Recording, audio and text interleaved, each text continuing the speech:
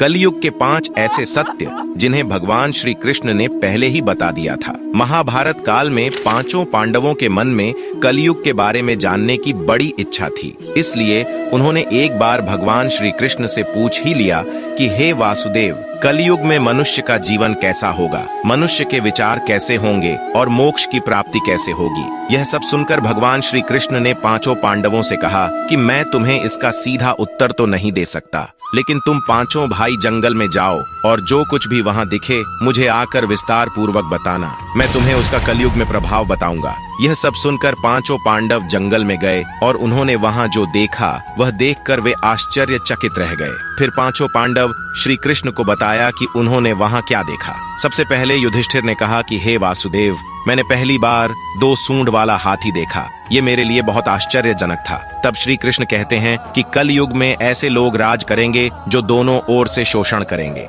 कहेंगे कुछ और करेंगे कुछ और, मन में कुछ और होगा और कर्म कुछ और ही करेंगे। ऐसे ही लोगों का कलयुग में राज होगा। उसके बाद अर्जुन ने कहा कि हे वासुदेव, मैंने जो देखा वह तो इससे भी आश्चर्यजनक था। मैंने एक पक्षी देखा जिसके पंख पर वेद लिखे थे, लेकिन वह मांस खा रही थी। तब श्री कृष्ण बताते हैं कि कलयुग में ऐसे लोग रहेंगे जो बड़े ज्ञानी कहलाएंगे। वे ज्ञान की चर्चा तो करेंगे, लेकिन उनका आचरण राक्षसों जैसा होगा। कलयुग के मनुष्य धन और संपत्ति के लोभी होंगे, भले ही उनके पास कितना भी ज्ञान क्यों ना हो। उसके बाद भीम ने कहा कि एक गाय अपने बछड़े को इतना चाटती है कि बछड़ा लहू लोहान हो जाता है। तब श्री कृष्ण कहते हैं कि कलयुग में माँ के बच्चों की प्रति ममता इतनी बढ़ जाएगी कि उन्हें अपने विकास का अवसर ही नहीं मिलेगा, जिसके कारण मोह माया में पड़कर वे बर्बाद हो जाएंगे। इसके अलावा जब किसी का बेटा घर छोड़कर साधु बनेगा तो हजारों लोग उसके दर्शन करने जाएंगे, लेकिन जब खुद का बेटा साधु बनेगा तो वे रोएंगे कि मेरे बेटे का क्या होगा। कलयुग में बच्चों के प्रति ममता इतनी बढ़ जाएगी कि उसे मोह माया और परिवार में ही बांध के रखेंगे।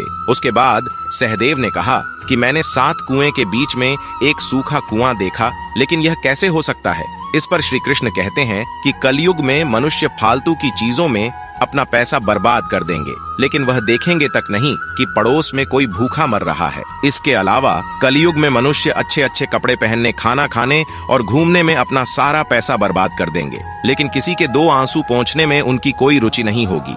इसके बाद नकुल ने कहा कि एक चट्टान सभी पेड़ पौधे को तोड़ रहा था, लेकिन वह एक छोटे से पौधे पर टकराकर रुक जाता है। इस पर श्री कृष्ण कहते हैं कि कलयुग में लोगों का जीवन पतन हो जाएगा। ऐसे में हरि नाम का एक छोटा सा शब्द उस पतन को रोक पाएगा। अर्थात कलयुग में भी जो मनुष्य धन के लोभ को छोड़कर हरि नाम का जाप करेगा उसे कोई कष्ट नहीं होगा और मृत्यु के बाद उसे मेरी चरणों में जगह मिलेगी। दोस्तों, इस वीडियो को शेयर करके कमेंट में जय श्री हरि अवश्य लिखें।